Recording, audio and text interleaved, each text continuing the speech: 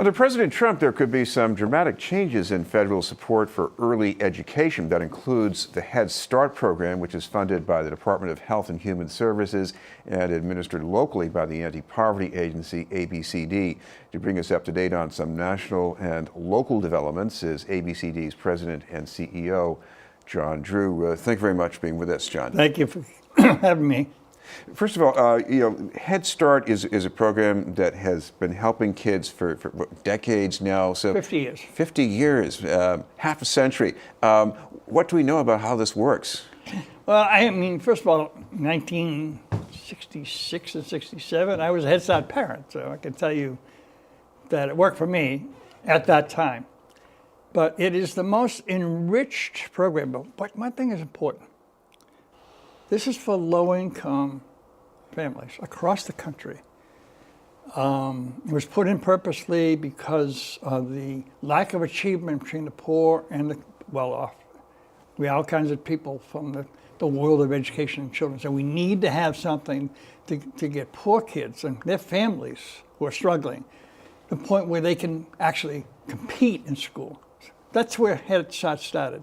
Over the years, we've been able to enrich the program. Thousands and thousands of youngsters have gone on. Shaq O'Neal, state representative who came the other day and talked to Head Start people about when he was in Head Start. We have a lot of success stories. But the families succeed also. I had 600 people in a room the other day. That's our Head Start community. We're a big program. Across the nation, 125,000 people work in Head Start for 1 million families and 1 million people on the waiting list. And I said, how many of you, I didn't know for sure, were these are teachers who work for us. How many of you were former Head Start parents? See, the ladder there that we put in many years ago was volunteer in the classroom, you'll get your 3 credits, then you migrate to the point where you become a Head Start, and then a lot have gone on from there, public schools. But they started there. They got that break by having their child at Head Start and volunteering and learning and becoming it. So I just found that so fascinating. Those are the type of things you lose when you say, when I am told. Oh, by the way, somebody told me in Washington that the budget by the speaker is zeroing out Head Start. How do they do that? Why are they doing that? And another one talks about this or that, but basically it's the dismantling of a program. And when you look at the richness of this program, you look at the kids and the families and the volunteers and the wide amount of services that we provide to those families at that time. Can we even afford to throw this out? Does the national government have a fig leaf these days left that they really care about poor people? You're going to throw this one out? So I am very mad. I'm very upset that they would even contemplate that. But by the way, they own the House and they own the presidency, so we got to be very wary. This is BNN News. We're talking with ABCD's President and CEO, John Drew.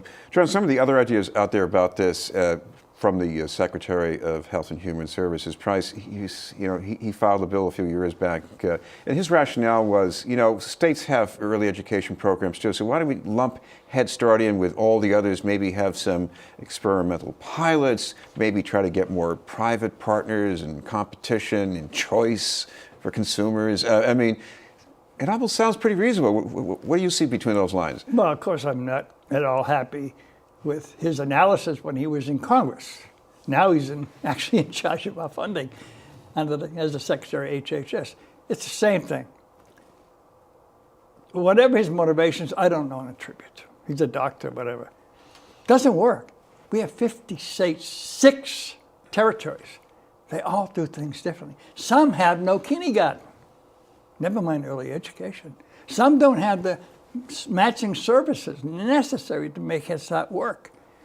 So what we would be doing is taking the Head Start program, throwing it into the middle of the country and saying, okay, see if you guys can make early education work.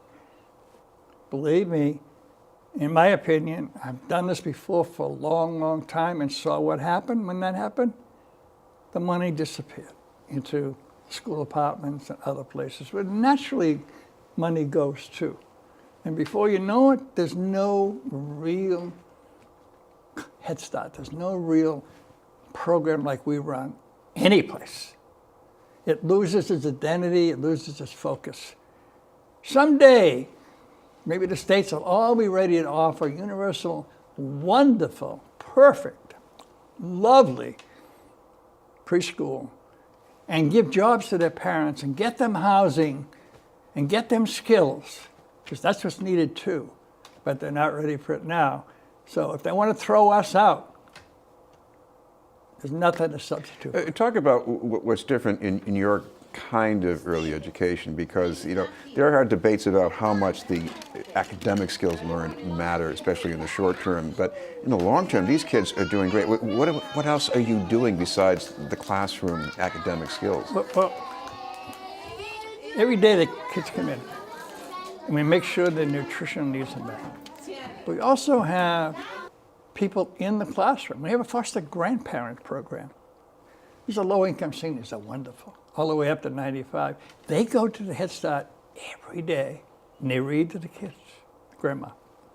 That's one little aspect. The teachers are all, we bring them to a high level of knowledge. We make sure that the actual place the children go to are not dumps, because they were years ago. So we build the facilities that the kids can top right. It's got a lot of moving parts to it. They can go out on field trips. They have teachers. They have special aid teachers.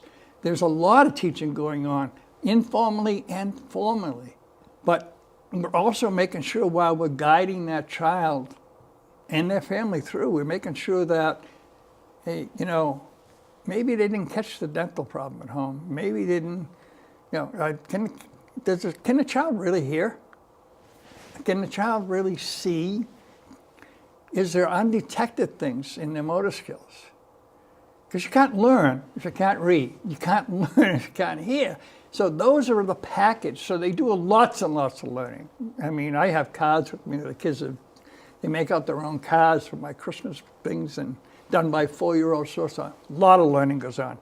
But there's also learning, and then there's absorption while the children are with us, and then afterwards, because our home counselors go to the house, and we also have a thing called the front door at ABCD, so if they needed heat assistance while they're with us, they need food, we have a food pantry, and there's job entries other places. Oh, by the way, we don't just work with the child, we work with the family, because why put that much effort into making a child better if the family in a year or so is still in desperate straits?